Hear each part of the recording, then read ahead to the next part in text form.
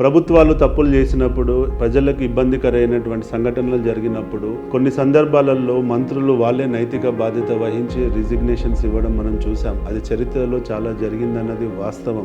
ఎందుకనంటే రియల్గా ధర్మేంద్ర ప్రధాన్ గారికి మనస్ఫూర్తిగా తను ఇంట్రోస్పెక్ట్ చేసుకొని తనకు అనిపిస్తే తను రిజైన్ చేస్తే, అంతకుముందు గతంలో చాలా మంది నాయకులు ఎవరు కూడా రిజైన్ చేయమని చెప్పి అడగలేదు. వాళ్ళే నైతిక బాధ్యత వహించి రిజైన్ చేసిన సందర్భాలు ఎన్నో ఉన్నాయి. మన అకాడమిక్ దృష్టిలో నేను కొన్ని సందర్భాలను మేము ముందుస్తాను, చూడండి.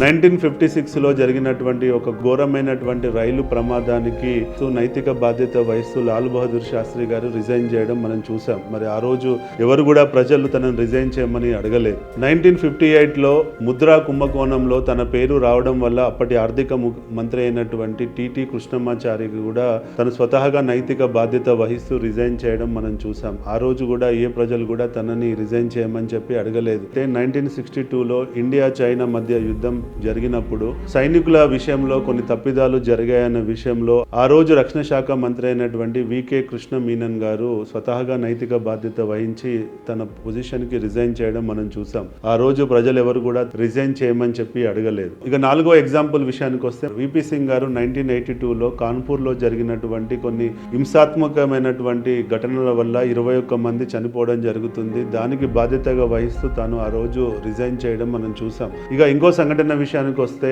అశ్విని కుమార్ 2013లో జరిగినటువంటి కోల్ బ్లాక్ సంఘటనలో కోల్ బ్లాక్స్ తప్పుగా అలొకేట్ చేశారనేపై తనపై ఆరోపణలు రావడం వల్ల తను కూడా మంత్రి పదవికి రాజీనామా చేయడం జరిగింది. అశ్విని కుమార్ గారిని కూడా ఎవరు కూడా రిజైన్ చేయమని చెప్పి ఎవరు కూడా ప్రెషర్ చేయలేదు. ఇక లాస్ట్కి వస్తే మన సురేష్ ప్రభు గారు 2017లో ఉత్తరప్రదేశ్లో జరిగినటువంటి ఘోరమైన రైలు ప్రమాదాలకి నైతిక బాధ్యత వహిస్తూ తను కూడా రిజైన్ చేయడం జరిగింది. ఇలా ఎంతో మంది మహానుభావులు, ఎంతో మంది మంత్రులు, ఎంతో మంది గొప్ప నాయకులు తప్పులు జరిగినప్పుడు స్వతహాగా వాళ్ళే గ్రహించి వాళ్ళు నైతిక బాధ్యతను వహించి వాళ్ళే రిజైన్ చేయడం మనం చూసాం.